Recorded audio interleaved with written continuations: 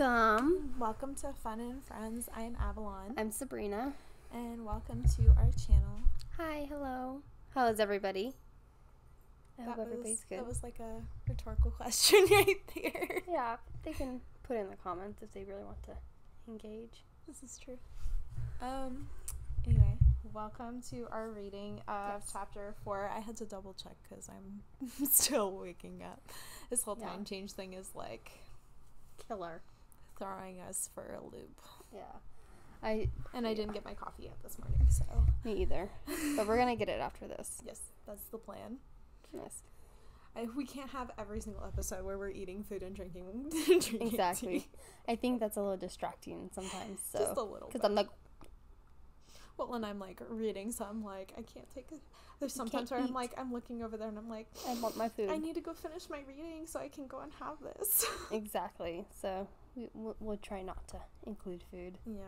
Plus, we'll probably make you guys hungry with all of our snackies.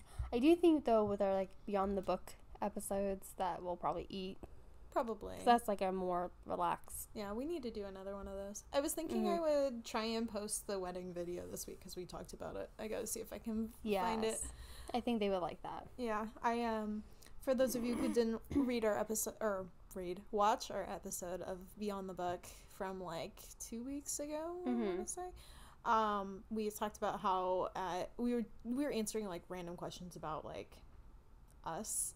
And it came up that at my wedding we did a lightsaber Beauty and the Beast first dance. It was pretty cool. It was really cool. You guys might like that. Yeah, so maybe we'll post that for Beyond the Book this week. Yeah, we need to find some more dog videos too. I got plenty of Chihuahua videos. Plenty. I think I have a really cute one of Chewy going down the slide at the park, so maybe I'll post that one up soon. Yeah, just little tidbits of our lives so you can see like what we do besides read books. Yep. And talk to each other. Just a little bit of what we feel comfortable sharing about ourselves. Well, especially because we've known each other since we were like 4. Yeah. We went to kindergarten together. So, and we're like late 20s now. Yeah, late 20s now. I was like, I don't want to give an exact age. I don't want to date myself. Late 20s. So, yeah. Been together for a while. Our whole lifetime. Yeah. So that's just how it is. Anyway. Chapter 4. It's a little bit long, so we're going to kind of power through it. Yep. So stay with us. Especially because I have an appointment that I got to go to after in like 40-ish minutes. To the theory board. Okay, theory board. Nothing really has changed too much.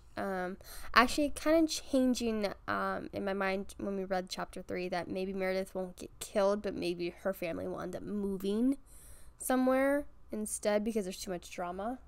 Maybe. That's a good prediction. Too much drama going on in the town, so the parents may want to move her, even though she was predicted to die by Bonnie, but... Well, now Bonnie is saying that she wants to die young and beautiful, so maybe she's on the chopping block too. Exactly. So I'm thinking this is changing a little bit to possibly like a move instead of being killed. We did see Bonnie's powers get a little bit stronger in chapter 2, so I do think that's going to keep continuing. And Catherine is alive and out there, free floating. She'll be here soon. She will make her appearance soon. She's biding her time. Bet you she's watching from the shadows. Oh, I think we will add to that theory board that I think that we will see Tyler's like changing into a werewolf, like the mood swings, getting more bulky, things like that as time goes on. Like they'll start, like the girls will start to notice that and like wonder what's up with him. So yeah. Well, I mean, he's already at jerk face anyway. But like it's gonna increase more and become more obnoxious. Okay. Chapter 4? Oh no, you need to recap. Oh yeah. Don't skip important stuff. Chapter 3. So the girls snuck out of the house and went to the river thinking that Stefan might be there, and they ended up seeing some dark shadow figure like looking for them kind of, and they were really scared, and it comes to find it's Matt, and then they all kind of brainstorm together like, well, if it's not flowing water, where could he be? they all concluded it's a well. Okay, well, what kind of well? Because it was a dark place. There wasn't any stars. They figured that it's a covered well and that there's not very many in Mystic Falls, in Mystic Falls. And so Matt helps them drive, which the girls have a car and he has a car, which we don't know where the girls got the car from, but we're just blaming it on, Robert? They just stole Robert's car because screw Robert. Exactly. So they go to this one specific well and they end up finding Stefan down there, and all four of them pull him up out of the well, and then they are convinced that he needs to go to the hospital. He says he doesn't, and then Stefan collapses. And that's kind of where the end of the story is. Yeah, he's like, that chapter. Don't take me to a hospital. Don't do it. And promise he's like, me, Elena. I promise. And everyone's gonna look at her like she's crazy, freaking nuts that you're not taking him to a hospital. Yep. So onward to chapter 4. I just read the first sentence. But he's gotta go to a doctor. He looks like he's dying, said Bonnie. Literally what we just said. He can't. I can't explain it right now. Let's just get him home, alright? He's wet and freezing out here. Then we can discuss it. The job of getting Stefan through the woods was enough to occupy anyone's mind for a while. He remained unconscious, and when he finally laid him out in the backseat of Matt's car, they were all bruised and exhausted, in addition from being wet from the contact with his soaking clothes. Elena held his head in her lap as they drove to the boarding house. Meredith and Bonnie followed. I see lights on. So maybe it's Meredith's car. Yeah, I was thinking it was Meredith's, but I thought maybe it was her parents. I don't know. But last time Elena was with Meredith in the other car and Bonnie was with Matt, and this time they swapped. So Elena is with Matt and Bonnie is with Meredith. So Meredith has the car. So Meredith must be the one with the car because she's the only one that stayed in that car both times. Unless she's letting somebody else drive the car. And she's like, okay, Meredith, you can go drive my car. You can go drive Uncle Robert's car. I highly doubt it. I think it's, either her personal car or one of her parents' car. Okay, mysterious car. Mm-hmm. I see lights on, Matt said, pulling in front of the large, restored building. She must be awake, but the door is probably locked. Elena gently eased Stefan's head down and slipped out of the car and saw one of the windows in the house brighten as a curtain was pushed aside. Then she saw a head and shoulders appear at the window looking down. Mrs. Flowers, she called, waving. It's Elena Gilbert. Mrs. Flowers, we found Stefan and we need to get in. The figure in the window did not move or otherwise acknowledge her words. Yet from its posture, Elena could tell that it was still looking at them. Mrs. Flowers, we have Stefan, she called, gesturing to the light interior of the car. Please. Elena, it's unlocked already. Bonnie's voice floated from the front porch, distracting Elena from the figure at the window. When she looked back up, she saw the curtains fall into place and then the light in the upstairs room snap off. It was strange, but she had no time to puzzle over it. She and Meredith helped Matt lift Stefan and carry him up the front steps. Inside the house was dark and still. Elena directed the others up the staircase that stood opposite the door and onto the second floor landing. From there, they went on into the bedroom, and Elena and Bonnie opened the door of what looked like a closet to reveal another stairway, very dim and narrow. Who would leave their front door unlocked after all this happened recently? Matt grunted as they hauled the lifeless burden. She must be crazy. She is crazy, Bonnie said from above, pushing the door at the top of the staircase open. Last time we were here, she talked about the weirdest. Her voice broke off in a gasp. What is it? Said Elena. But as they reached the threshold of Stefan's room, she saw for herself. She had forgotten the condition of the room had been in the last time she'd seen it. Trunks filled with clothing were upended and lying on their sides as if they had been thrown by some giant hand against from wall to wall. Their contents were strewn across the floor, along with the articles from the dressers and tables. Furniture was overturned and a window was broken, allowing a cold wind to blow in. There was only one lamp in a corner, and a grotesque shadow loomed against the ceiling. What happened? Said Matt. Elena didn't answer until they had stretched Stefan out on the bed. I don't know for certain, she said, and that was true, if just barely. But it was already this way last night. Matt, will you help me? He needs to get dry. I'll find another lamp, said Meredith, but Elena spoke quickly. No, we can all see all right. Why don't you get a fire going? Spilling from one of the gaping trunks was a terry cloth robe in some dark color. Elena took it, and she and Matt began stripping off Stefan's wet and clinging clothes. Ooh. No, okay. Mm-hmm. She worked on getting his sweater off, but one glimpse of his neck was enough to freeze her in place. Matt, could you hand me that towel? As soon as he turned, she tugged the sweater over Stefan's head and quickly wrapped the robe around him. When Matt turned back and handed her the towel, she wound it around Stefan's throat as a scarf. Her pulse was racing. Her mind was working furiously. No wonder he was so weak, so lifeless. Oh, God, she had to examine him to see how bad it was. But how could she, with Matt and the others here? I'm going to get a doctor, Matt said in a tight voice, his eyes on Stefan's face. He needs help, Elena. Elena panicked. Matt, no, please. He's afraid of doctors. I don't know what would happen if you brought one here. Again, it was the truth, if not the whole truth. She had an idea of what might help Stefan, but she couldn't do it with the others here. She bent over Stefan, rubbing his hands between her own, trying to think. What could she do? Protect Stefan's secret at the cost of his life, or betray him in order to save him? Would it save him to tell Matt and Bonnie and Meredith? She looked at her friends, trying to picture the response if they were to learn the truth about Stefan Salvatore. It was no good. She couldn't risk it. The shock and horror of that discovery had nearly sent Elena herself reeling into madness. If she who loved Stefan had been ready to run from him screaming, what would these three do? And then there was Mr. Tanner's murder. If they knew what Stefan was, would they ever be able to believe him innocent? Or in their heart of hearts, would they always suspect him? Helena shut her eyes. It was just as dangerous. Meredith and Bonnie and Matt were her friends, but this was one thing she couldn't share with them. In all the world, there was no one she could trust with this secret. She would have to keep it alone. She straightened up and looked at Matt. He's afraid of doctors, but a nurse might be all right. She turned to where Meredith and Bonnie were kneeling before the fireplace. Bonnie, what about your sister? Mary? Oh, she's got a sister. I did not know that. Well, this is news to me. News to me. Convenient plot. What is it called? Convenient plot hole right there. Mm-hmm. And we're just gonna slide this one in. Now she has a sister. Mm-hmm. Mary? Like the dog. Mary? Bonnie glanced at her watch. She has late shifts at the clinic all week, but probably is home by now. Then that's it. Matt, you go with Bonnie and ask Mary to come here and look at Stefan. If she thinks if he needs a doctor, I won't argue anymore. Matt hesitated, then exhaled sharply. All right, I still think you're wrong, but let's go, Bonnie. We're gonna break some traffic laws.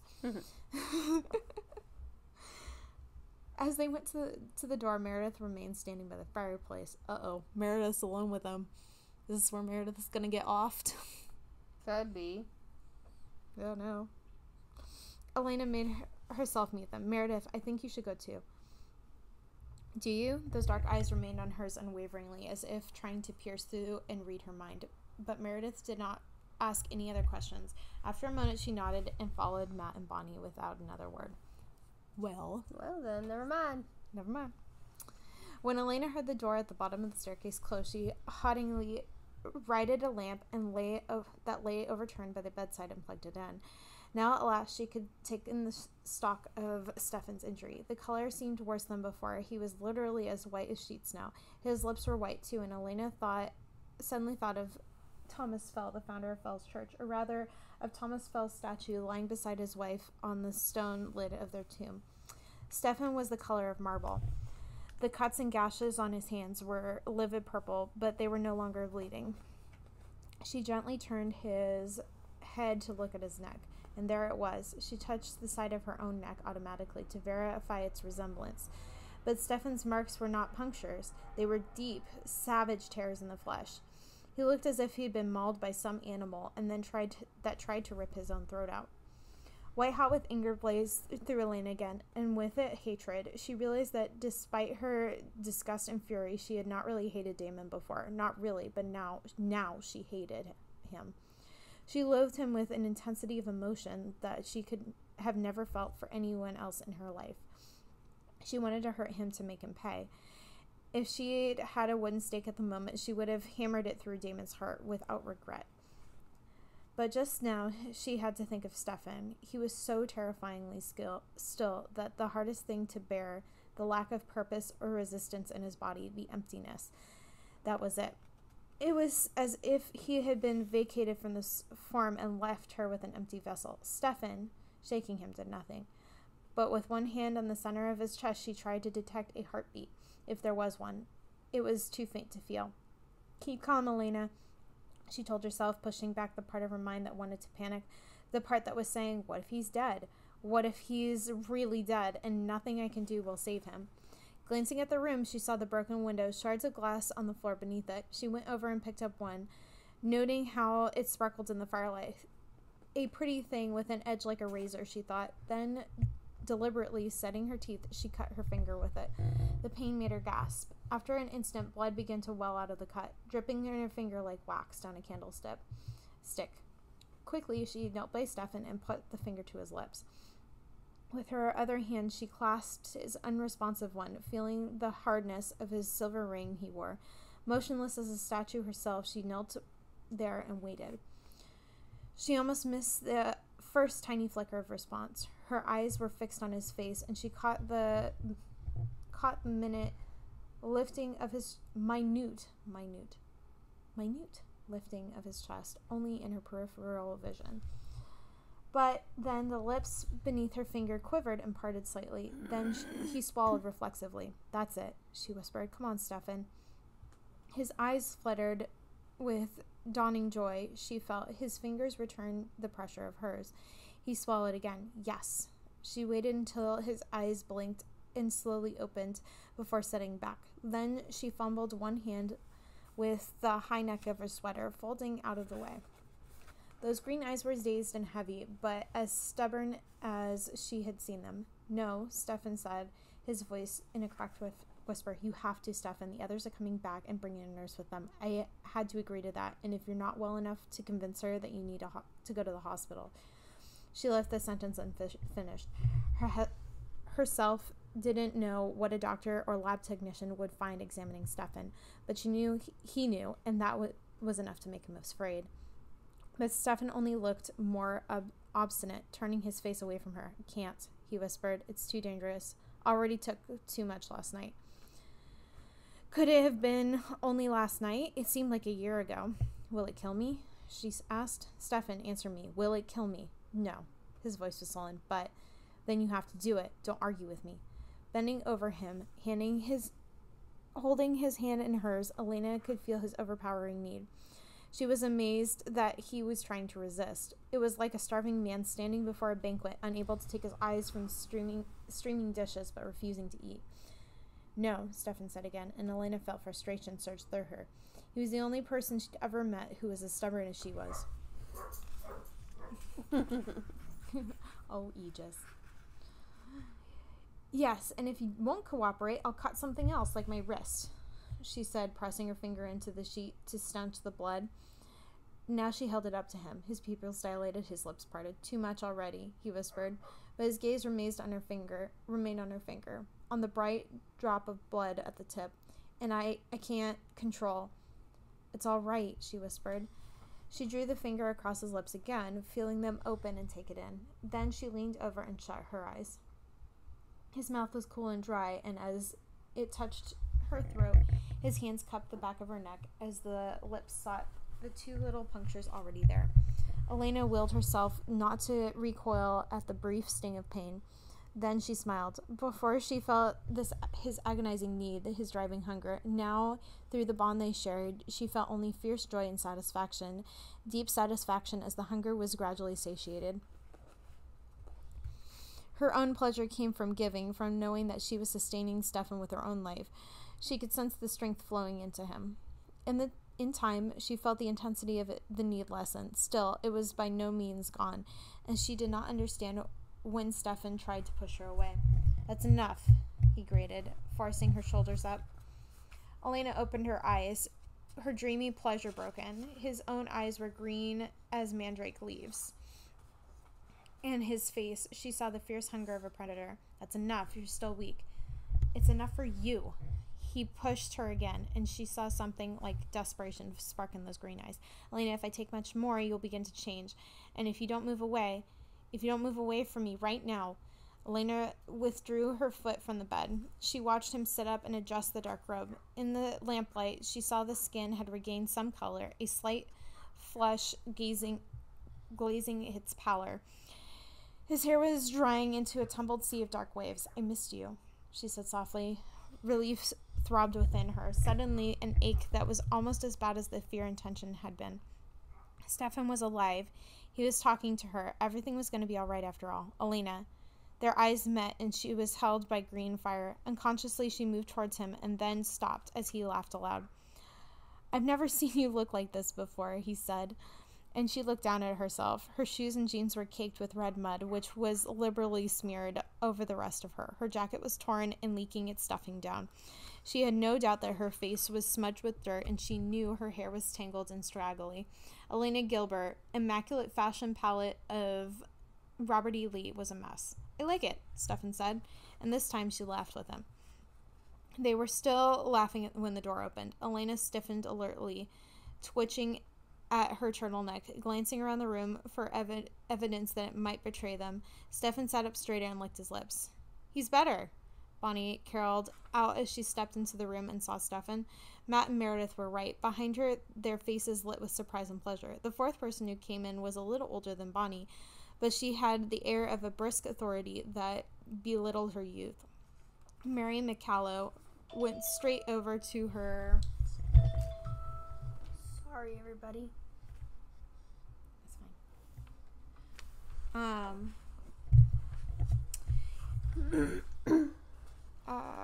Mary McCallow went straight over to her patient and reached for his pulse. So you're the one that's afraid of doctors, she said.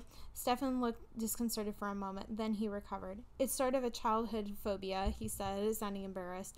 He glanced sideways at Elena, who smiled nervously with a tiny nod. Anyways, I don't need one now, as you can see. Why don't you let me be the judge of that? Your pulse is all right. In fact, it's surprising. Your pulse is all right. In fact, it's surprisingly slow, even for an athlete. I don't think you're hypothermic, but you still are chilled. Let's get a temperature. No, I really don't think that's necessary. Stefan's voice was low and calming. Elena could hear him use the voice before, and she knew that what he was trying to do, but Mary took not the slightest notice. Open up, please. Here, I'll do it, said Elena quickly, reaching to take the thermometer from Mary. Somehow, as she did so, the little glass tube slipped out of her hand and fell into the hardwood floor and smashed into pieces. Oh, I'm so sorry. It doesn't matter, Stefan said. I'm feeling much better than I was, and I'm getting warmer all the time. Mary regarded the mess on the floor, then looked around the room, taking in its ramshackle state. All right, she demanded, turning around the hands on her hips. What's been going on here? Stefan didn't even blink. Nothing much. Miss Flowers is a terrible housekeeper, he said, looking her straight in the eye. Elena wanted to laugh, and she saw that Mary did too. The older girl grimaced and crossed her arms over her chest instead.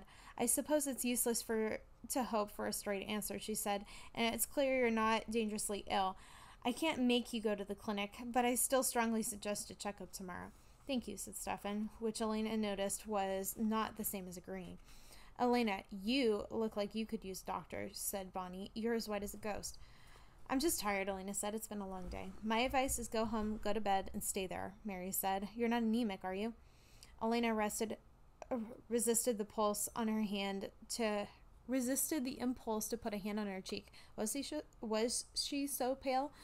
No, I'm just tired, she repeated. We can go home now, if Stefan's all right. She nodded reassuringly, the message in her eyes for her alone. Give us a minute, will you? He said to Mary and the others as they stepped back to the staircase. Goodbye. Take care of yourself, Elena said aloud as she hugged him. She whispered, Why don't you use your powers on Mary? I did, he said grimly in her ear. At least I tried. I must be too weak. Don't worry, it'll pass. Of course it will, said Elena, but her stomach lurched. Are you sure you should be alone, though? What if I'll be fine? If you're the one who shouldn't be alone. Stefan's voice was soft and urgent. Elena, I don't get a chance to warn you. You were right about Damon being in Falls Church. I know he did this to you, didn't he? Elena didn't mention that she'd gone searching for him. I don't remember. But he's dangerous. Keep Bonnie and Meredith with you, Elena. I don't want you alone. And make sure no one invites a stranger into your home. We're going to bed, Elena promised, smiling at him. I'm not inviting anybody in. Make sure of it. There was no flippancy in his voice. Uh-oh. And she nodded slowly. I understand, Stefan. We'll be careful. Good. They kissed, a mere brushing of the lips, but their hands joined only reluctantly. Tell the others thank you, he said. I will. The 5 of them regrouped outside the boarding house. Matt offered to drive Mary home so Bonnie and Meredith could go back to Elena's. Mary was still clearly suspicious of what the night's going on, and Elena couldn't blame her. She also couldn't think. She was too tired. He said thanks to all of you, she remembered after Matt had left. He's welcome, Bonnie said, spitting the words in an enormous yawn as Meredith opened the car door for her. Meredith said nothing. She was very quiet since leaving Elena alone with Stefan. Bonnie laughed suddenly. One thing we all forgot about, she said, the prophecy. What prophecy? Said Elena. About the bridge. The one you say I said. Well, you went to the bridge and death wasn't waiting for you after all. Maybe you misunderstood the words. No, said Meredith. We heard the words correctly and right. Well, then maybe there's another bridge. Or, Bonnie snuggled down in her coat, shutting her eyes, and didn't bother finishing. But Elena's mind completed the sentence for her. Or another time. An owl hooted outside as Meredith started the car. Boom. Chapter 4 done. Boom. That was a long chapter. It was not a long chapter. A lot happened. Hold on. I gotta go respond to said person. A lot did happen, though. A lot happened, and I think that you see more of the chemistry being built with Stefan and Elena as far as their relationship is going, which I think is really fun to see, even though it was under an extreme circumstance. I also feel that with Stefan, he's letting down maybe a wall or a barrier with Elena as regards to trusting her and wanting her to be actually involved in his life. And I think that's really brave of Elena to protect his secret still, even though it was literally life and death for Stefan. And I don't know if I do that with like people that I love, because I want them to be alive. And me as a medical person, I would definitely be like, so guys, listen up. I'm not crazy. Here's the story of why we can't have a doctor. Yeah. But I think I would have shared. But I understand it too, because like if she had shared that he was a vampire and the fact that Mr. Tanner was killed by like something that drained all his blood, it would like definitely incriminate him. Yeah. So, so power to her for not saying anything. Yeah. To her friends. Yeah. That I don't know if I could do that. I don't know if I could do that either, because I would just be so concerned. Yeah. With like my loved one not making it. At least we figured out whose car it was, though. Meredith. She has a car. She didn't tell anybody. So I don't understand why they're walking everywhere when they have a car. Yeah, but like I said, I think it might be like a shared car with her and her family. Maybe. So. I don't know. We never got. It was like the convenient sister. It's the convenient car. It just showed up. Yeah, and then we find out that Bonnie has a sister who works in the clinic. That's what I was saying. It was the convenient sister that just randomly showed up. Yeah, it was. Come on, LJ Smith. You gotta make these things ahead of time. You can't just be like, oh yeah, that sister that you have that works at the clinic. Yeah, that convenient sister that's over there. Right there. Just tucked away. But yeah. I like this chapter. There's a lot of details, a lot of like little details that we're catching on. Yeah. I think it's funny because she was saying, am I that pale? But actually, like, when in the previous book they were talking about how like she already was super pale, so like if she already was like white as a ghost and then she's even whiter than that, is she like transparent now? Right, transparent skin. Almost. I mean, she did lose some blood, so yeah, that will make you pale automatically. Yeah, no matter what. Which is why Mary was like, are you anemic? Yeah. So anemic people will be more pale generally because they don't have much blood. Yeah. High volumes of red blood cells in their system. Yep. Well, I mean, she did get her blood taken out, so. So, yeah. So, temporarily, she is anemic. Temporarily. Yep. Because she doesn't have enough red blood cells in her system. So, yeah. Stuff has got to stop draining her. And literally, mentally, physically. Yeah. Physiologically. Oh, anyways. Do you have any predictions? Not right now. No, that was just a lot of information to take in. I think they're just working on getting Stefan back as a character, so there's not a whole lot of, like...